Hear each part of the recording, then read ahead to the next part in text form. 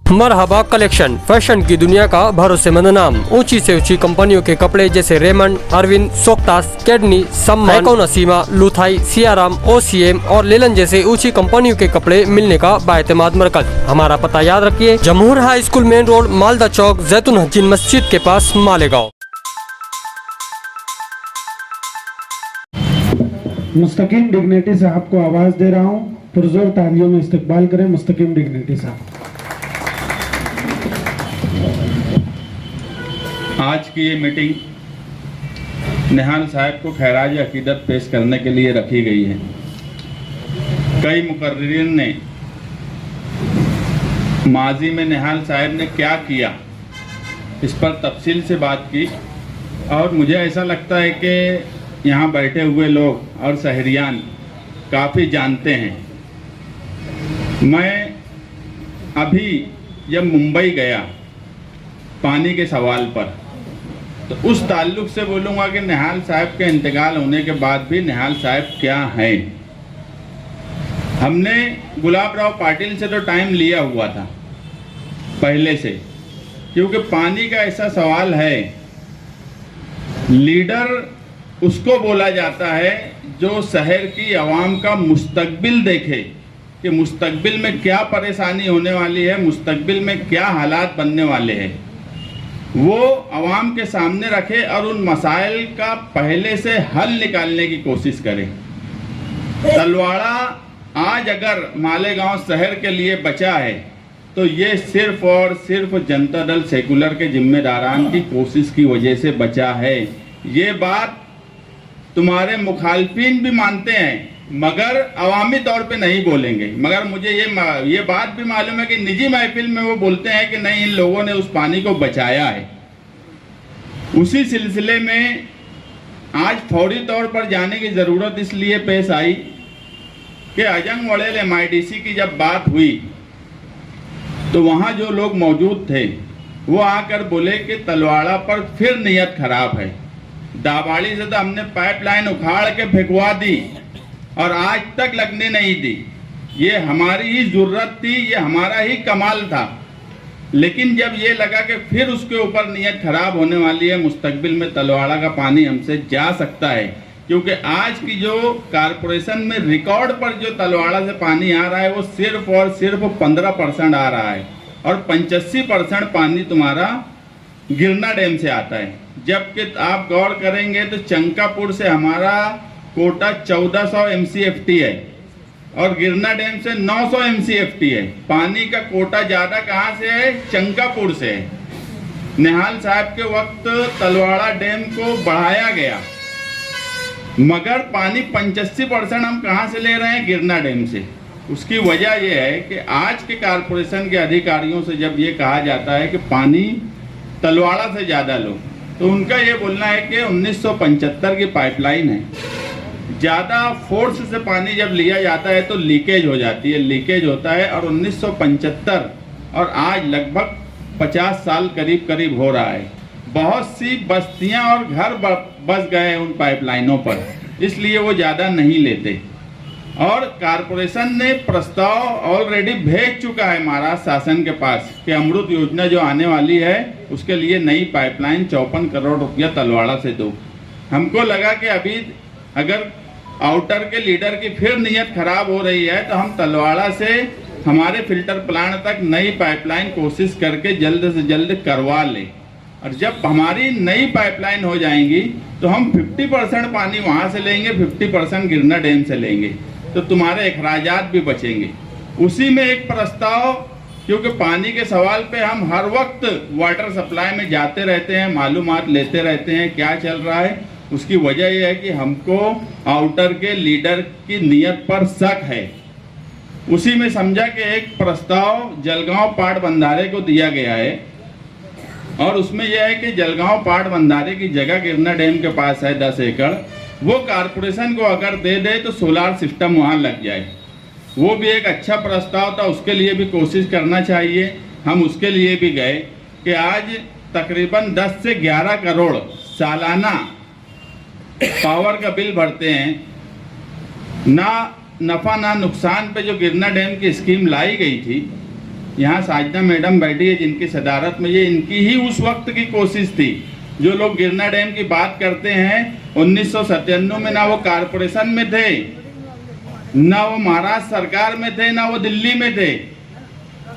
यहाँ भी जनता दल थी, दिल्ली में भी जनता दल थी, और उसी वक्त ये कोशिश करके लाया गया। मगर वो ना नफा ना नुकसान पे जो 5% मुसलसल बढ़ता जा रहा है, आज बड़ी बड़ी कारपोरेशन से ज़्यादा नल पट्टी हम भर रहे हैं। तो ये बात सोची गई कि अगर यहाँ सोलार सिस्टम लग जाए तो ये 10-11 करोड़ जो कारपोरेशन का अवामी खजाने का हर साल जाता है, तो ये बैलेंस होगा और हमारा ये पैसा बचेगा।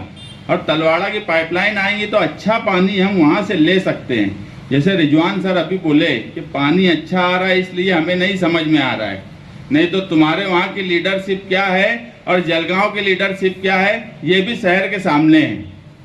ऐसे वक्त में हमने वो प्रस्ताव के लिए जब गुलाब राव पाटिल से पास गए तो मैं भी जानबूझ के शान हिंद निहाल अहमद का लेटर लेकर गया था, मेरा खुद का लेटर नहीं लेकर गया था। उन्होंने जब लेटर देखा और अर्जुन मेरे साथ था, आफ्ताब आलम, उसने बोला कि ये निहाल साहब के यहाँ से आए हैं, तो वो हाथ जोड़ के खड़े हो गए। और उन्होंने सिर्फ लेटर नहीं लिया, उन्होंने गाइड किया मुझे कि कैसे तुम्हारा ये काम जल्द से जल्द होगा। ये होती है लीडरशिप। निहाल साहब 1999 में असेंबली इलेक्शन हार गए। मैं ये वही दिल में सोचने लगा कि 1999 में साहब इलेक्शन हारे और आज भी एक मिनिस्टर अगर उनका नाम देख रहा है तो हाथ जोड़ के खड़े हो जा रहा है, उसके बाद वो गाइड भी कर रहा है। नहीं तो मिनिस्टरों के पास इतना टाइम नहीं होता, वो ऐसे मेमोरेंडम लेते, फोटो खिंचाए और चलो। मगर उसने बताया क्यों? क्योंकि उस लेटर हेड पर निहाल अहमद लिखा हुआ था। ये होती है लीडरशिप, और उन्होंने जो गाइडलाइन की दी है मैं उस पर भी अमल करूंगा। उसके बाद स्कूल बोर्ड में जो आज ये 5 साल से बैठा है, मुसलसल बदउनवानी करता जा रहा है। प्राइमरी स्कूल का निज़ाम दिन ब दिन खराब होता जा रहा है, मगर उसकी बदउनवानी जारी है। हमारे पास दीपक केसरकर साहब जो मिनिस्टर हैं अभी तालीम के, उनका अपॉइंटमेंट पहले से नहीं लिया हुआ था, मगर हम वहाँ पहुँच गए। जब वहाँ गए तो वो हमसे मिले और उन्होंने भी जब लेटर देखा कि निहाल साहब लिखा है तो वो बोलने लगे कि यार तुमको अपॉइंटमेंट लेके आना चाहिए तो मैं तुमसे कुछ वक्त बात करता, क्योंकि वो मिनिस्टर है, उनका सब टाइम फिक्स रहता है। बोले मेरी मीटिंग है, तुम निहाल साहब के यहाँ से आए। तो मैं वहाँ भी सोचने लगा कि एक आदमी 1999 में इलेक्शन हार गया, आज 25 साल हो गए, लोग भूल जाते हैं, मगर उनका नाम देखकर मिनिस्टरों को आज भी वो मुझे बोलने लगा कि यार पहले से तुम अपॉइंटमेंट लेके आते तो मैं तुमसे और बैठ के बात किया होता। मैं बाहर निकला तो अर्जुन को बोला कि यार साहब 1999 में इलेक्शन हार गए और आज भी यहाँ अगर आपने आए तो वो सिर्फ निहाल साहब का नाम देखकर अपने से इतने अच्छे ढंग से बात कर रहे, गाइड कर रहे हो, खुद बोल रहे कि यार तुम पहले से बोलते तो मैं तुम्हारे लिए टाइम और देता था। तो मुझे ये लगा कि एमएलए होना और लीडर होना ये 2 अलग अलग चीज है। निहाल साहब लीडर थे, 99 में इलेक्शन हार गए। यहाँ तो 2 इलेक्शन हारने के बाद कोई मंत्रालय में पूछता नहीं। यहाँ 25 साल हो गए तो भी सिर्फ उनके नाम का लेटर हेड, उनके नाम पे लेटर हेड पे उनका नाम लिखा है तो मिनिस्टर लोग खड़े हो जा रहे हैं, हाथ जोड़ के खड़े हो जा रहे हैं। ये होती है लीडरशिप, इसे कहते हैं दबदबा। ये तुम्हारे शहर में रहा और आज तुम्हारे शहर में क्या है वो भी तुम्हारे सामने है। हम मुस्तकबिल का सोच रहे हैं, मुस्तकबिल में क्या परेशानी इस शहर में आएंगी, उसका हल कैसे निकाला जाए, उसके लिए कोशिश कर रहे हैं। वो मिनिस्टरों ने निहाल साहब को खैराज अकीदत पेश किया, ऐसा मैं मानता हूँ। और तुम्हारे लीडर के नाम का इतना असर है, तुम्हारे लीडर का कितना असर रहा होगा ये सोचने की बात है। उसी तरह आज बिजली के मसाइल पर मालेगांव शहर में कौन नुमाइंदगी कर रहा है? हम जो है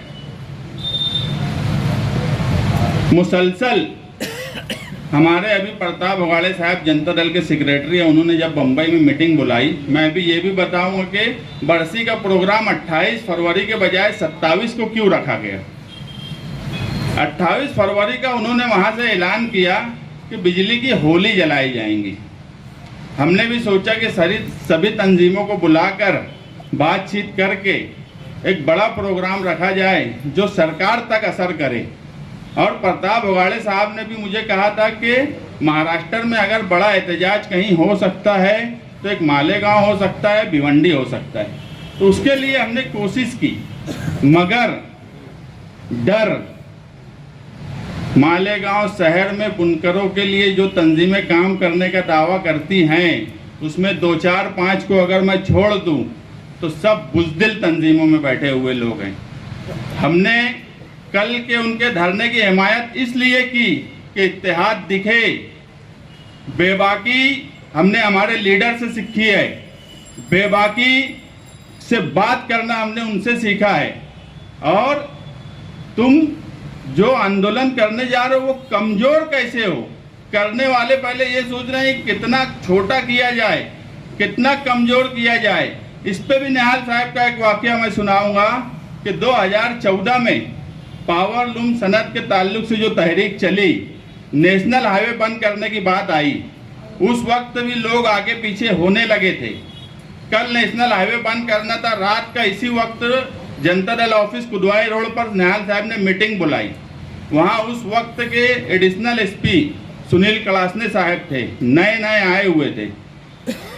उन्होंने फोन पर बोला कि साहब आप नेशनल हाईवे मत बंद करिए, आप जूना आगरा रोड पर धरना दे दीजिए। तो निहाल साहब बोले कि मेरा ऐलान हो चुका है और मैं वहीं करूंगा। तो उन्होंने उधर से कहा कि हमारी मालूमात में 25,000 लोग आएंगे।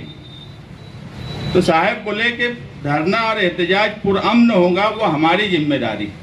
और मैं तो ऐसा मानता था कि 50,000 लोग आना चाहिए थे। अच्छा हुआ तुमने बता दिए एक रात पहले कि 25,000 आने वाले। अब तो मुझे ये फिक्र है कि मैं सुबह तक 50,000 कैसे करूं। ये होती है लीडरशिप। और यहाँ तहरीक चलाने वाले, तहरीक कैसे कमजोर हो, तहरीक कैसे छोटी से छोटी चले। ऐलान हो रहा बिजली के पावर बिजली के बिल जलाने का, बात 2 घंटे धरने की। तहरीक ऐसी होना चाहिए थी। इसी वजह से हमने 27 का ऐलान किया कि एक बड़ी तहरीक होंगी, मगर जानबूझ के ना तहरीक चलाने दी गई, ना जानबूझ के तहरीक ऐसी चलाई गई कि जिसमें कोई दम हो, जिससे सरकार तक तुम्हारी बात पहुंचे। कानूनी तौर पे हमको जो करना था, आज भी सियासी तौर पर हम ही एक पार्टी थे जो ऑब्जेक्शन दाखिल किए। ऑब्जेक्शन पर हेयरिंग हुई। यहाँ मसूद मौलाना कंपाउंड बैठे हैं, ये हिस्सा लिए, यूसुफ इलियास साहब हिस्सा लिए, उमैर सर हिस्सा लिए, एडवोकेट मुमिन मुजीब जो है उन्होंने अपनी बात रखी। ये ऑब्जेक्शन पे कोशिश की गई। दूसरे शहर के लीडर कहाँ थे आज? किसी को कोई अता पता है? सनत का ऐसा सवाल जिस पर 37% पावर बिजली बिल बढ़ने की बात हो, ऐसे सवाल पर कौन नुमाइंदा आज MERC के कमीशन में जाकर नुमाइंदगी किया? हमने ऑफिस से ऑनलाइन नुमाइंदगी किए तो जनता दल की सदर शान हिंद नासिक से जाकर अपनी बात रखी। हमने हमारा ऑब्जेक्शन तो दाखिल किया, हमने हमारी बात तो बोली। हम एहतजाज भी करने के दर पे हैं। आज मालेगांव शहर के बुनकर 2 तरफ से मर रहे हैं।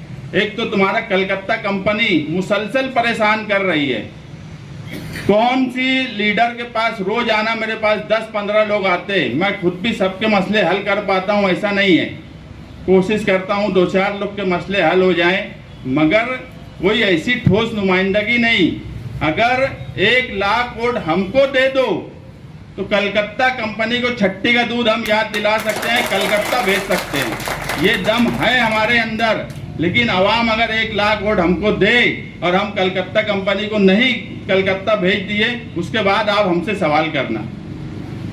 आज फॉल्टी बिल का मामला हो, 2-2 साल से लोगों ने अपना लाखों रुपया इन्वेस्ट करके कारखाना लगा के रखा है, उनको कंज्यूमर को मीटर नहीं दे रहे हैं। इंफ्रास्ट्रक्चर कुछ भी ऐसा नहीं कंपनी ने 5 साल में की जिस पर कोई बात की जा सके। बेधड़क पुलिस को लेके आते हैं, मीटर जमा करके लेके जाते। मैं पुलिस से भी एक बात कहना चाहता हूं कि पुलिस क्यों कलकत्ता कंपनी का साथ देती है? उन्होंने उनकी सराज पर कौन सा काम किया? अगर पुलिस उनका साथ देती है तो पुलिस को फिर आप हमारे साथ भी बैठना पड़ेगा, उनके खिलाफ उनका क्या क्या मसला है। नहीं तो पुलिस अपना काम करे, हमको हमारा काम करने दे, कलकत्ता कंपनी को उनका काम करने दे। पुलिस का काम ये नहीं है कि उनके साथ जाकर लोगों को परेशान और हैरान करे। ये इस शहर में हो रहा है। लोगों ने खुद से मीटर जमा किया, एक साल पहले मीटर जमा किया। आज बाजार अच्छा है, आने वाले वक्त में रमजान ईद है। 1 साल पहले का जो मीटर जमा था, खुद से जमा किया गया मीटर, उस पर यानी फाइन लगाकर, पेनल्टी लगाकर आज जो नया मीटर लगा है उसका कोई मसला नहीं है, मगर पुराने मीटर के बदले वो मीटर निकाल के ले जा रहे हैं। तुम्हारा अगर 15 HP का कारखाना है, कुछ सेकंड के लिए भी अगर ओवरलोड होता है तो तुम्हारा एवरेज पेनल्टी मार देते हैं। मुसलसल सनतकार परेशान है। नुमाइंदगी कौन कर रहा है? सनतकार बुनकर के नाम पर लीडरी करने वाले। मुझे बताओ, कौन से सनतकार का कलकत्ता कंपनी में इतने मसाइल हैं, तो कौन से मसले का हल लेकर उनका मसला हल किए? रोजाना जनता दल ऑफिस पे 10 से 15 लोग एवरेज आते हैं जो अपने यहाँ मसला बताते हैं। हम कोशिश करते हैं जितना हल करने की, मगर हम आज ये ऐलान भी करते हैं कि 10 मार्च तक जिन जिन लोगों ने अपना लाखों रुपया लगा के कारखाने का वहाँ पर अर्जी दे रखी है मीटर के लिए, जिनका सर्वे भी हो चुका है, वो 10 मार्च तक रात में 8 बजे से 11 बजे तक शान हिंद रास्ता ऑफिस आगरा रोड पर आकर अपनी शिकायत लिखाएं। 10 मार्च के बाद कलकत्ता कंपनी से हम निपटेंगे, और कैसे निपटेंगे ये भी शहर देखेगा। और पुलिस को भी मैं बोला हूँ कि वो भी अपना काम करे। इंफ्रास्ट्रक्चर, एक दुकान लेकर बैठे हैं। दुकानदार कोई भी हो, पहले अपनी दुकान सही करता है, उसके बाद ग्राहक से या कंज्यूमर को बोलेगा कि तुम ऐसा करो, तुम वैसा करो। वो अपनी दुकान सही कर ही नहीं रहे हैं, ना केबल के ताल्लुक से, ना इंफ्रास्ट्रक्चर के ताल्लुक से, मगर कंज्यूमर को बराबर कई तरह से परेशान कर रहे हैं और लोगों को मीटर तक नहीं देते, लॉस बताते, जबकि ये प्रॉफिट कमाने के लिए आए हैं और प्रॉफिट कमा रहे हैं। लेकिन इनके खिलाफ बोलने के बाद तुम उनके खिलाफ क्या करते हो, किस तरह उसका हल निकले, इसकी कोई कोशिश नहीं की जाती। ये इस शहर में हो रहा है। मैं अपनी बात यहीं पर ख़त्म करना चाहता हूँ कि मालेगांव शहर में जिस तरह से पानी का मसला मुस्तकबिल में है, उसी तरह पावर का मसला भी मुस्तकबिल में है। इन तमाम मामलात को हल करने के लिए आप हमें ताकत दीजिए। और जो निहाल साहब से जो सीखने की बात है, तो बेबाकी ही हमने सीखे है। मैं तो हमेशा बोलता हूँ, मैं निहाल साहब से बेबाकी सीखा और बुलंद इकबाल से कागज पत्थर चलाना सीखा कायदे से। मैं तो दोनों लीडरों से सीखा, बेबाकी भी सीखा, कागज पत्थर चलाना भी सीखा। हाँ, इस मामले में कारपोरेशन के ताल्लुक से एक बात बोलना रह गई कि 5 साल जिनका इख्तियार कारपोरेशन में रहा, उन्होंने कारपोरेशन से मालेगांव शहर के लिए कुछ नहीं दिया। ये बात अब मुझे बोलने की ज़रूरत नहीं है, मगर जो घरकुल योजना थी, घरकुल योजना में इतना बड़ा भ्रष्टाचार हुआ कि आप अभी जब मैं जो बात बताऊंगा आप हैरान हो जाएंगे कि इतना बड़ा फॉल्ट अधिकारी वहां कर रहे हैं और किसी को समझ में नहीं आ रहा है कि घरकुल योजना का फंड था 433 करोड़ 56 लाख रुपया, जिसमें से 2 करोड़ 51 लाख रुपये का काम हो गया।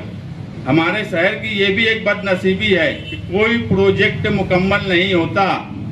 तुम्हारा इसकी एक बड़ी मिसाल फ्लाईओवर ब्रिज है।